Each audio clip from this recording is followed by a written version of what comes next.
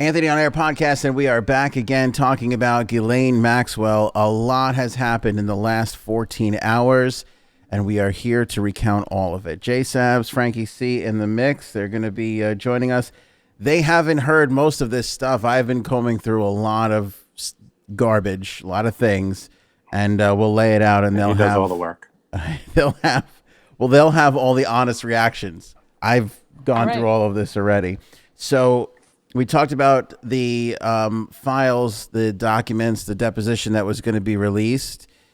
They put out something at midnight last night, and there's going to be a bigger dump of material coming up on Monday, August 3rd. So we'll be following that too. So make sure you guys are subscribed to the podcast on Facebook or YouTube, and hit that bell to get those notifications for when we go live. So late yesterday, Ghislaine Maxwell filed an emergency appeal to try and block this deposition from coming out. She did this, I don't know at what time, but it really pissed off the judge, because the judge put out a statement close to midnight. And you don't want to do that. You don't want to piss off the judge. But this is what the judge said. This is U.S. District Court Judge Loretta Preska. She said, quote, "The court is troubled but not surprised that Ms. Maxwell has yet again sought to muddy the water as the clock clicks closer to midnight." So she put in this appeal. The judge overruled it. Judge released a statement and said, "No good, Ghislaine." And she put out the deposition last night at midnight. I believe it's north of 90 pages. We have it up for you at anthonyonair.com. We'll put a link in the description below if you're on the YouTube channel. I'm very impressed that you read all of that. Well, I didn't read all 95 pages. I did a lot of skimming, and a lot of people are reporting on this. So we'll go through some of the highlights, which we'll start with the revelation of Ghislaine and Jeffrey were still talking right up until the end of his life, basically, when they said that they weren't, all the way up to Bill Clinton and his involvement, and then some of the hardcore things that were discussed. I will say there's no new bombshell-y name, right? You know, like we're waiting for that. I think that's going to be more in what's going to come out on August 3rd. But this is more like, here's some specifics. Here it is in black and white. Like here it is in the deposition. Here's Virginia Roberts, you know, kind of like saying it exactly. So let's start with this email between Jeffrey Epstein and Ghislaine Maxwell. And this again kind of puts us into a place of, you see how just sick this guy was. So that first arrest of his was in 2007. And Ghislaine, let me see here. She says that she hadn't been in contact with him for more than a decade. Oh. Epstein emailed Maxwell in January of 2015, apparently for her to use a statement against reporting linking her to him. Since J.E. was charged in 2007 for solicitation of prostitution, I have been the target of outright lies, innuendo, slander, defamation, and salacious gossip and harassment, the email said. The statement goes on to say stories about Maxwell have been wholly inaccurate, including, quote, false allegations of impropriety and offensive behavior that I think that's supposed to be harbor, and have never been a party to. Epstein adds that Ghislaine was in a very long-term committed relationship at the time of his plea, and she's limited contact to him since. 3 days later, Ghislaine emails Jeffrey Epstein asking if he would publicly say that Shelley was his girlfriend. I think she was from the end of 99 to 2002, she wrote in the deposition. Shelley's identity is unclear. So they're holding back Shelley's identity. So to decode this a little bit, basically what happened was he gets arrested in 2007. His name starts coming up in the papers. She starts getting linked to him all the way back then. She writes him an email and says, hey, could you say that Shelley is your girlfriend, not me? Because I'm getting dragged into all this now. Which is pretty interesting because that link between the two of them was like almost immediate. You know what I mean? Like there was no like, it was like he was arrested. Yeah. She's saying she has nothing to do with his stuff. He was doing it all behind her back.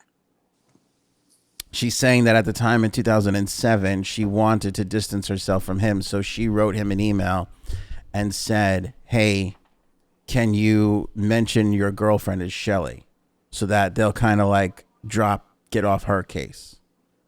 That's what she was saying.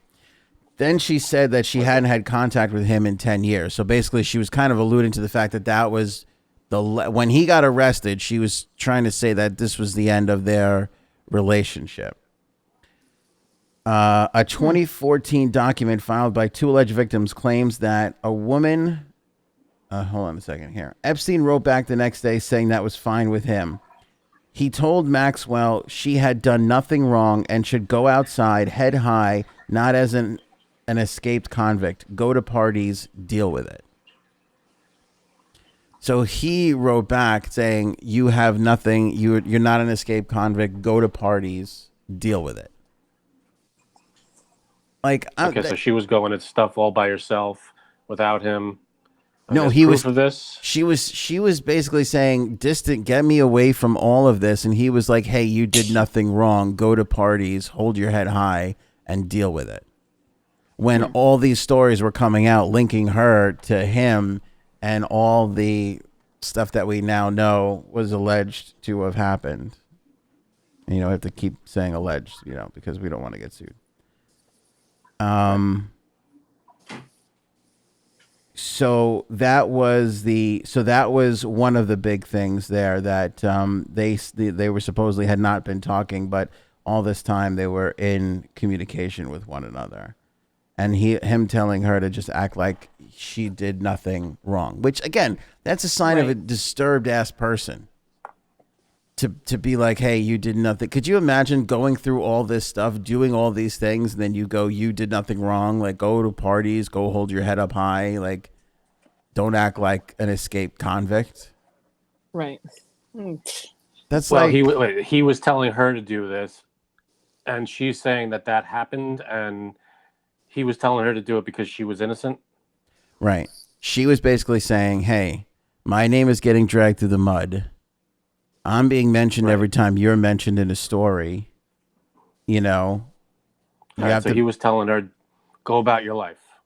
Yeah. Okay. He was basically... why wouldn't she want that released? Isn't that saying that he distanced himself from her and they were nothing to do with each other?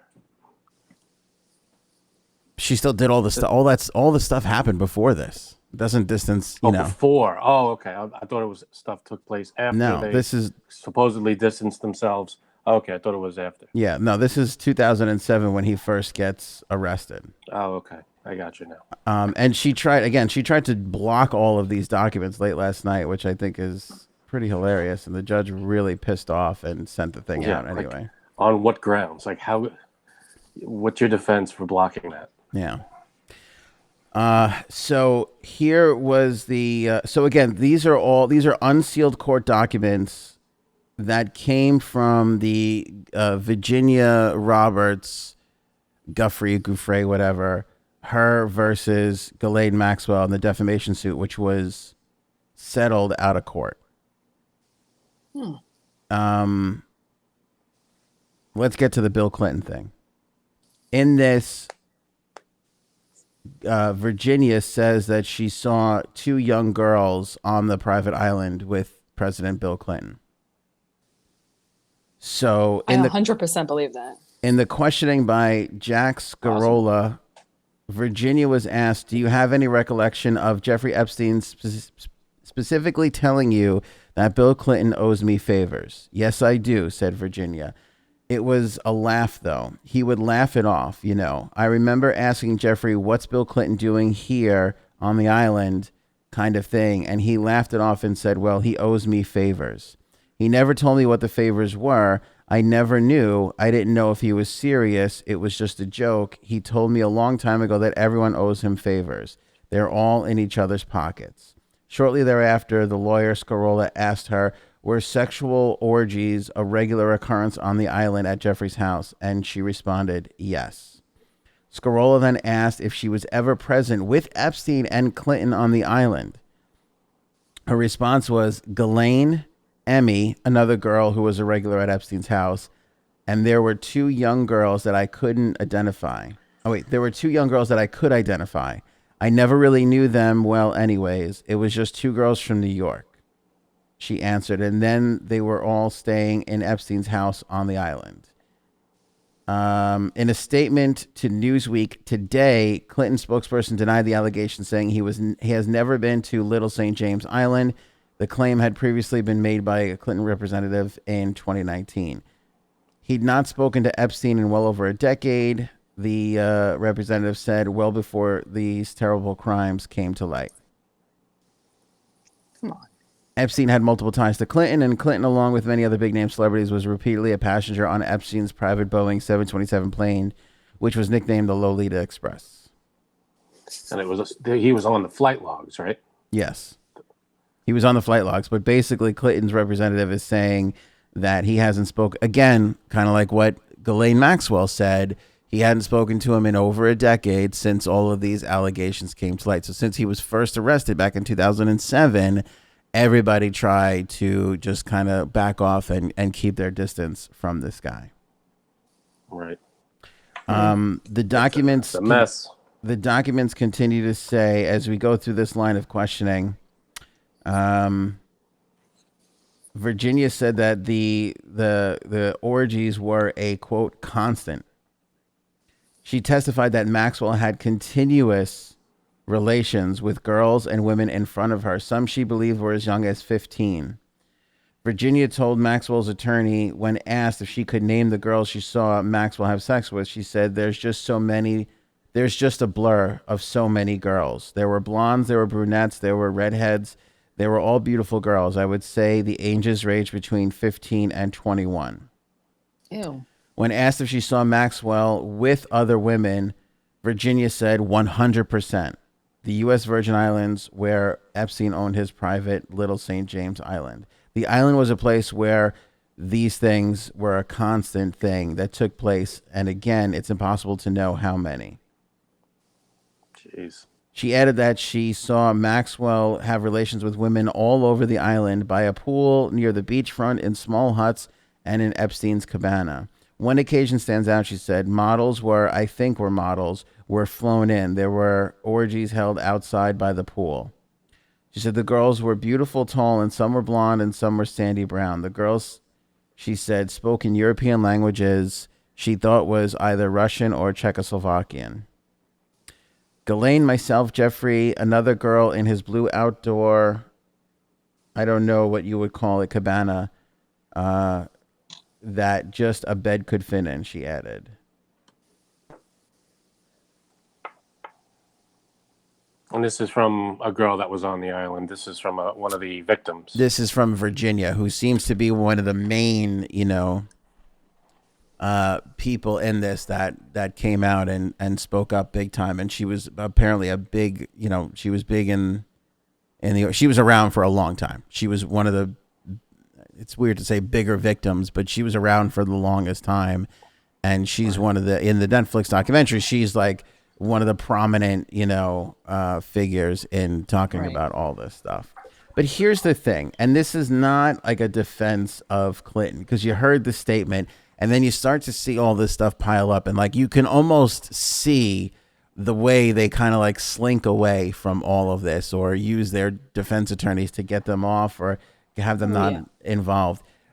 Virginia says that she saw Ghislaine doing all these things, right? And that she saw Clinton on the island with two young girls. And you could almost tell what the defense attorney is going to say. And again, this is not how I feel, but you could almost see the defense attorney saying it's not illegal to be seen by a pool with people. Did they ever see any kind of activity? Right. Probably is the next question. If you saw Ghislaine doing all these things, where's the eyewitness account of President Bill Clinton or anybody else that's being thrown around and named? Where's that definitive proof? Why didn't you? How did you not see them? And if they were more discreet about it, okay. But then where are those two girls? Right. Now, I mean, maybe they're part of all of this. Maybe that's yet to come to light. Maybe they're yet to testify. And again, They're not in the country. Maybe so not. There were a lot of different languages being spoken on the island. Maybe they're not in this country anymore. Yeah. Who knows? Who knows where they wound up or what happened to them or whatever it is. I don't know. But, you start to look at this, like you got to like nail some of these people down. And just because this guy is on the airplane and seen on the island, I mean, you and me, like it's good enough for us, right? Like you're like, It's like, oh, guilty. Where there's right. Yeah, where there's smoke, there's know. fire, but that ain't gonna that ain't gonna fly in a court of law. Yeah, same thing with even with Trump. There's pictures of Trump hanging out with Epstein. Yeah. Who knows if that means anything or not. I mean, yeah, they hung out. But who knows if there was any kind of foul play or any kind of stuff happening. Who knows? Unless there's witnesses. Go ahead, Janine. I was just going to say, anyone that he's seen with, you can't assume that he's a part of this whole thing, female or male. Yeah, and for us, like we've been talking about, like you hear, oh, Kevin Spacey, or you hear this one or that one, and just based on your own creep meter, you're like, oh, that guy is up to no good, right? Well, Kevin Spacey, yes, he's definitely creepy. So right, and like we talk about like Hanks and John Legend, and if you have positive feelings on those people, you're like, oh, well, I don't think that they could have done it, Right. So, or please, I don't want them to be. Yeah. But the bottom line is we know very little. Right. Yeah. I mean, we need the proof. You need witnesses, and God knows what other kind of proof, but witnesses is a big one. And when someone comes out and says, "Oh, I saw Clinton or Hanks or this person with younger women," then that's a little bit more proof. Then. Right. Yeah. You feel bad you feel bad. Like one of the pages, page 193, they're talking to Virginia, and the lawyer asks her the order in which she had relations with people. And she's naming names, Glenn Dubin and Stephen Kaufman. She said those are the first people she was sent out to after her training. So I don't know. I'm not going to give you the exact time. I don't know it. The lawyer asks, I asked you the relative order. She says, and I'm trying to give it to you.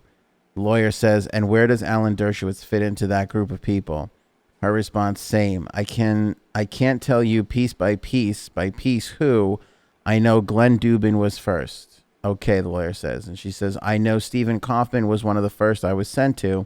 Alan Dershowitz could have been between Glenn and Stephen. The first time I was with Alan Dershowitz was in New York, so I wasn't actually sent to him. It actually happened at one of Jeffrey's residences. So it's very hard for me to chronologically give you each person individually. So you could read. I got the full thing. I put it up on the website. It's on our blog. Like you read some of these things and it's so hard to like read these poor women, like what they've gone through. And then like they go through all these horrible things. Then you got a lawyer in their face going, well, give me the order. Like if it really happened, yelling at them and prove it. It sucks. This is why people go, well, why haven't such and such come forward? Like, this is why, like, this is like a brutal, they've been through a lot and now they got to go through this. They got to relive it. Not easy. Yeah. Right. Yeah. And then if they slip not up, the easiest thing in the world. If they slip up with one thing and then they're like questioned and they're like, well, I thought you said this. And then they get all, you get them all flustered and everything. Like, it sucks. You just feel for these people. Plus, I'm sure there were, I don't know this, but correct me if I'm wrong. Were there drugs involved with this stuff? I don't know if there were. I think, yes. I want to say in the Netflix documentary, there was mention of drugs. I don't think like the girls were drugged per se. You know what? I can't really say. But I know that I feel like at times. Yeah, I'm not sure if there were. Yeah. At times there were definitely like drugs around, I think. Yeah. That's Yeah, and if there were, I'm sure that contributes to the spotty Right. timelines. yeah. But if there isn't, the young girls, this was how many years ago? Who knows? It's not easy to remember traumatizing stuff. Maybe so who knows? They try to block stuff out. It's going to be a little spotty. This was like there was and by the way, I think I said 90 something pages. There was like 190 pages. There was a lot of pages of stuff. I have to go through this later. It just came out. So as more people, pile through this and then start connecting the dots to this and that, and there's all sorts of redacted names in here. There's all sorts of Jane Does. They replace people's names so you don't know who's who. And by the way, we should mention Alan Dershowitz insists that he's innocent. He's maintained that. He's in the documentary saying that he had nothing to do with any of these people, any of these women. He was just Epstein's lawyer. So, and I'm then sure you're going to see very few people coming out going, "Yep, yeah, no, that was me. I was there. I did all that." And then he's definitely there. There's also, and I didn't see this because again, I don't like going to some of the fishy websites, but there's also, they say that some of this stuff was already put out there and it was already like without redacted names. And that's how they got a lot of this stuff. But I think, again, I think this is just like a small little tiny tip of the iceberg, because a majority of what the judge was saying that she was going to put out is going to come on August 3rd, which is a Monday, by the way. Monday. So that's a little birthday gift for me then. Is it Monday your birthday? Sunday's my birthday. Sunday's your birthday. If it comes out on Monday before we do the podcast, we'll have it. If it doesn't, then we might have like a little bonus Tuesday episode to go over as we're on a Monday, Wednesday schedule, a Monday, Wednesday, Friday schedule basically these days. So we'll go over it then. Here, to Frank's point, which I find pretty interesting. Outside of a couple of the employees that appear in the documentary, how has there not been a person that has come forward and been like, I feel awful about my role in this, and this is what because people happened. are scared for their life. That's why. You think that's what it is? If you're afraid to come gotta forward? Be, there's got to be threats. I'm sure that to keep something like this under wraps for so many years, threats or payoffs. Those are the only two ways. There's got to be. A lot of people were saying that in the comments. I was reading some of the comments, just kind of like skimming through them. And a lot of people were saying, like, if you got paid 4 times the amount of money to do the simple job that you do, wouldn't you keep your mouth shut? No. It's all. And for those people, Frank goes no. Janine went maybe. Well, I mean, saying, like underage for people. Go ahead. Yeah, I'm saying for people who say no, there's no amount of money, they get threatened. I'm sure. Yes. Probably. Well, that's the thing. Yeah, there's no. Would you be able to cover that up?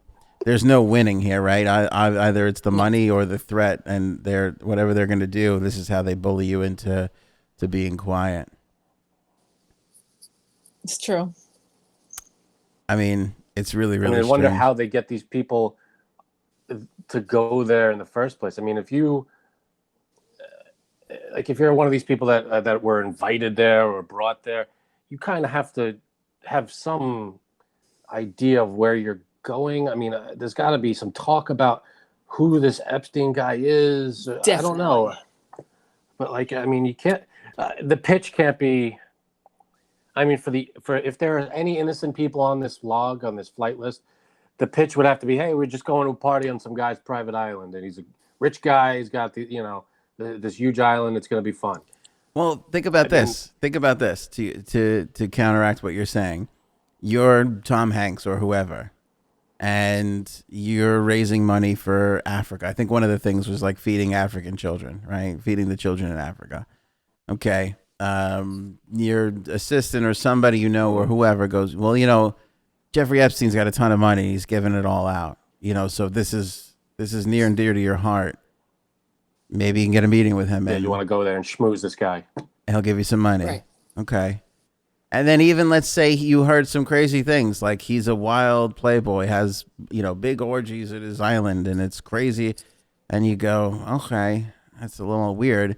Well, let's say you go, I got to feed the children of Africa. So let me see what's what. Let me go. And you get on the plane and you go there, and it's this gorgeous island, and there's these lovely butlers and maids, and they bring you the freshest seafood, and you get the big seafood tower. That seafood tower can be intoxicating. It could throw anybody off their game. I'm thinking of one right now. Yeah. Thanks, fam. Yeah. And then they get that, you get that weird, mayo-y dipping sauce that you never have with seafood unless it's part of the seafood tower. It's so delicious. And the claws are half open. Yeah. And it's just, you're sucking them down, and it's so great. But, you go through the whole day and you meet this guy. You go through this whole day, you meet this guy, and he's so charismatic and he's so wonderful. And he goes, yeah, you know what? We do have to feed the African children. All right, let me cut you a check, and we'll get this all in the process. You contact my accountant, whatever, so and so, and let's start you off with X amount, and let's see how it goes, and then maybe we'll put another $1 million into it. If you need it in a couple of months, you let me know. Okay, thanks. And you shake his hand, and you get back on his plane, and you go home, and you say to yourself, what are all these people talking about? He could have been nicer. I didn't see any orgies. I didn't see any drugs. The place was clean. It's a beautiful island. It's a guy who made a ton of money that's given back to society. Right. That could very well be. I have to say one thing. All of this talk about him and all these people. I know someone who is very wealthy, based in Manhattan. I wonder if he went to his island. I'm gonna have to Google that. You've got to question every wealthy person you know in Manhattan at this point. Well, the law. Go ahead, flight Frank. log is on there. Did you lose me? Yep. The flight log is out. Check his name. I wonder. Yeah. I wonder if he went there. I'm not gonna lie. Well, I think the flight log. Just because you're wealthy doesn't mean you went. Oh, he is very wealthy. Even so, then he doesn't need Jeffrey Epstein's money. By the way, I think the flight logs are coming out more so on August 3rd. And also, do I know this person, Janine? You don't. I don't know of them? I don't know if you know of them. Okay, and then I don't know them. But I have to Google this now. Yeah. I have to. You should probably put in a Google. Log.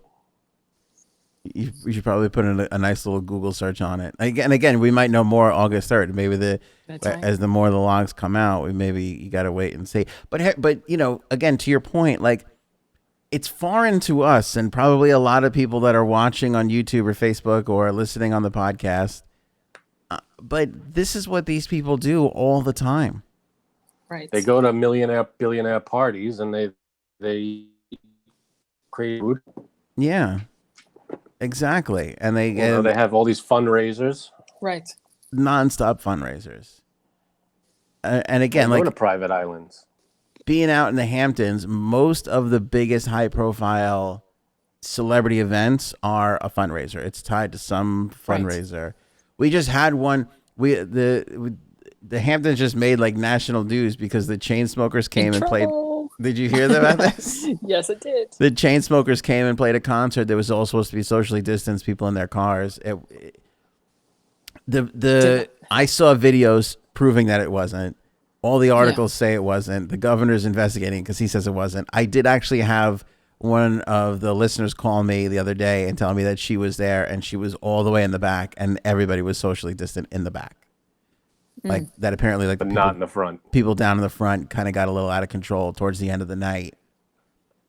Rush the stage kind of thing. Yeah, not really rush the stage, but they kind of threw caution into the wind and were all next to each other where they shouldn't have been and not in their cars. Yeah, I haven't heard a cough in 20 minutes. I'm sure it's safe. Let's just go right up to the front. What's the problem? The tickets for this thing were $1,000. The cheapest ticket expensive. was $1,000, and that puts you in your own car all the way in the back. The most expensive ticket was $25,000, which got you not an RV, got you a luxury RV and up front. Right. 25 grand to see the Chainsmokers.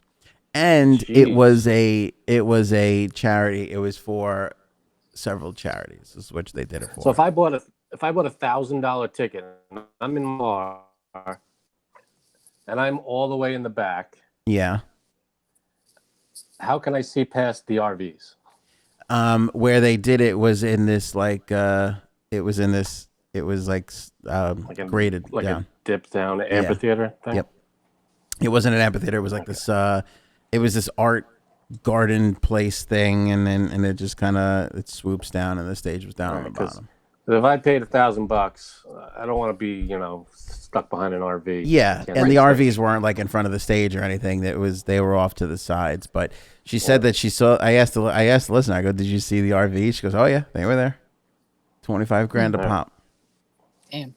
Just to see. What I can't stand of these outdoor concert type things is that there's the sound tent, which I understand has to be, in front of the stage, right in the middle.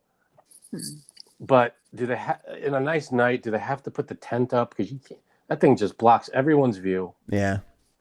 It's so annoying. I went to one of those and it was sitting there, and there's a big tent in front of the stage, and it's like, okay, this is really where on the island somewhere. Yeah, this was they did a socially distant. It was a Bruce Springsteen cover band right here by me. Okay. And we were in our cars, the whole thing, and there's a tent in front of us. Oh. I was like, this is great. What a boner killer. Yeah, like what the hell? Not that there's much, there's people on stage playing instruments. Not like it's Bruce Springsteen himself, but still. Right. Yeah, but still, you paid some money. How much did you pay? No. It was free. Oh, it was free? Free concert. Frank's like, I'm not paying for that. No, I'm. It's fine. I didn't expect to. Did to your see town the do it? Best show ever. It wasn't my town, no. Oh, okay. But it was, a little, not too far from here, and but they could have. My point is, it was a nice night, and they could. And they didn't really need the tent per se. Yeah, well, Yeah. see, my thing is, you go to need that. free shows in your town. These people go and pay $25,000 to have a luxury RV, and Right. see a national touring act. It's a different world. Right. These That's different. These money people, these celebrities are operating on a way different plane than the rest of us are. Totally. Here's what I want to know. This is what I'm drop dead Ooh. curious about. This is driving me crazy. I feel like nobody's talking about this. Day before Epstein commits suicide, he signs a will and signs That's right. everything, all his money, all the properties, everything over to his brother. Where's this brother? Where is this guy? And what You haven't heard of him, right? what is he doing? Because if that's me, like there's a couple things I'm thinking about, like family members. Like you're President Clinton. Okay, Hillary Clinton, nobody's gonna have any sorrow or feel bad for her. But think about Chelsea Clinton. Think about you reading all this stuff in the paper about your dad. It's bad enough she had to grow up in the White House and Right. go through all of that garbage. Everybody's pointing out every last pimple. I mean, there hasn't been a kid in the White House I haven't felt bad for in the last 30 years. Like all of them at one point or another. Some asshole takes a shot at the kid, and it's just so unfortunate. It's true. That's messed up. Up to and including Barron. Like it That's sucks true. so bad. Yeah. But she survived all of that shit, and now all of a sudden, oh, it turns out your dad just didn't get a blowjob from an intern in the White House. He was on Pedophile Island too. Now you got to read all of this stuff in the paper. Like that has got to she's be used to it. difficult. I don't know if you ever get used to that. I don't know. My That's, dad's a perv. that's so I creepy. don't think that's something you get used to. And the same thing with like Epstein's brother. Okay, either this guy is a huge piece of garbage, just like Epstein, or he's a really nice guy. And then turns out like he thinks he's all proud of his brother. He's all successful, this and that. And look at how great he's done for himself, worked his way up from the bottom. And then you go to find out that he is one of the most horrific individuals to ever exist. Oh, God. Like top 10 in the conversation with Hitler and any other bad people we've ever had on this planet. And now you get all of his money and his property. Yeah, I feel a Right. lot of that has to go to charity, women's groups, women's shelters, stuff like that. Dude. You got to donate most of that. And then we talked about this already on a previous podcast. Like they're selling the properties in Florida and New York. That's $110 million right there. Damn. Like, how do you, like, even if he's the nicest guy in the world and he says to himself, you know what? I think my brother was a real piece of garbage. I'm going to give this to the victims. How do you Here's even, my question. how do you even do that? Yeah, that's true. But I know we talked about the selling of the properties and everything, but aren't those like scenes of an ongoing investigation? Yeah, I'm sure they're done already. You know what? Investigation's over. I think it is, though. When they arrested him, because didn't they arrest him in New York? I think it was in New York. I think, but now they got this whole Maxwell thing going on, and it's like there's more. Everything's being uncovered every day. So, I mean, aren't these properties still under this umbrella of under investigation? they might not be. They might not be. They might have been from the time that they arrested him, and then that was, they did their thing there. But who knows? Because that's the thing too. It's like if there was really cameras running all in through this building, did they open up all the walls to see? Did they get into every? I mean, you would hope so. But then the thing is, they tore the places apart.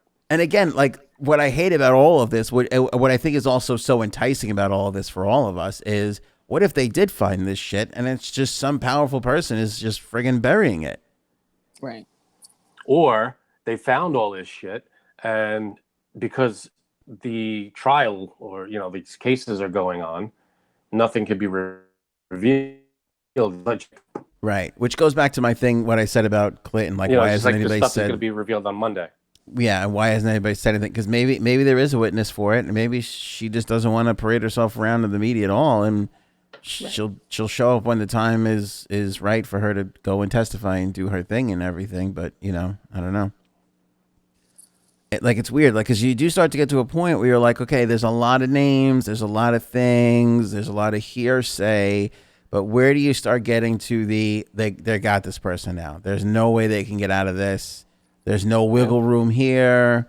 This person did this to that person, and these 4 people saw it, and that, you know what I mean? Like, that's the prosecution. That's what they got to do. They got to put together this airtight case, get it in front of a jury, and that's that. Yeah, which is why this stuff probably takes so friggin' long. So yeah. Forever. And the defense has to build up their side and the whole thing. Yeah, Ellen put out a statement basically saying, "I'll look into it with everybody else," regarding the ongoing investigation of Warner Media into her staff to see if she's a shitty person. I definitely believe it. Yeah. But I Try a always little hated harder, Ellen, Ellen. so. Wait, gotta say that again, Janine? I said I definitely believe it because I've always hated her. You always hated Ellen? I think she is annoying, number one. Really? And when she I really do. And when she dances, there's no words for it. You don't love the dancing. No. I never liked the dancing either, but I felt bad for her. I thought that was something that she did, and it so caught on, and I always felt like she must be thinking, now I have to fucking dance every time I come out here. Dance every day. Now I'm the dancing. Right. You could stop that, though. After a couple of times, then you just like maybe go one show without it. I don't know. It's like Letterman with stupid pet tricks and the top 10 list. Like, I think that was like a bit for a little while. I think he would have walked away from that if it didn't catch such fire. Right. You know what I mean? Well, do you guys believe that she was abusive at work? Not abusive, but I believe that she was more concerned with herself and less concerned. Nasty? Yeah. Like, see, I think there's a way to do this. I think if you're concerned with yourself, which any star of a show should be, I think your concern should be going over the top to take care of your people so much so that they feel like they have to go over the top and take care of you back in return. Like, that's how it's done. Yeah. But Agreed. I don't. And there's so many of these types of shows going on that one of them, odds are, one of them's going to be run shittily. Shittily. That's the word. I like that word. Shittily. Shittily. Yeah, but you start to hear some crazy stories. Like there was one I was reading one story that somebody was cooking they were barbecuing steak or something outside of her office for somebody's retirement party on the lot, and she made them move because she's got this sensitive nose thing keeps coming up now, so much so that I'm like, that might be true, because a lot of people are talking about that. Yeah, that has to be true, that one. Yeah. Which is really weird. But it's barbecue. That's a good smell. Like, you know what? If I smell steak outside my office, I'm like, go get me a piece. Let's make this the thing. Yeah, I'm running down with a plate. You didn't tell me we were doing steaks. Here's $1,000. Go to the butcher, get some more stuff. Let's make this a whole. Exactly. Yeah. Yeah, completely. A lot of people loved Frank's story from the last episode too about buying the pool and it being a little tiny pool. Yeah, I don't know if you heard, Janine, but I bought this little pool for my dog. Aw. I wanted it to be big enough for me and my dog to fit in it, but it turns out it's like this big. Frank, what are you into? Yeah, what kind of kink are you into? Right. I'm into exercising my dog. That's what I'm into. But it's really small. That reminds me. Yeah, it's like the size of like a microwave, maybe a little bigger. We were going to ask Janine, but I know I got to wrap this up. I was going to ask Janine about, because one of the things in Ghislaine's closet was this big, like, shiny black one-piece thing. Like, because she's clearly, besides all the pedophilia and weird stuff, there's clearly some kink going on there. And we were wondering, and we didn't feel comfortable talking about this without you. Yeah, we were two guys not really interested in talking about kinks with each other. But I'm wondering, like, even in our group of friends, 3, 4, 5 couples, like say the average person's got 2 really close friends, maybe there's 3, 4, 5 close friends, how many out of like 5 couples do you think got some serious kink going on? What's that percentage? 1 out of 5? In our group?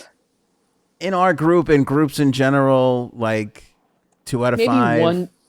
Yeah, maybe 1 or 2 out of 5 at the most. Yeah, you think that's it? 2 out of 5 groups. I mean, couples have a weird kink. Like, did you just say girls? I mean, couples. Is that what you said? I said groups. Oh, groups. She said group. Because I'm thinking back to the 365 episode, and we learned there was a lot of kink going on in the group.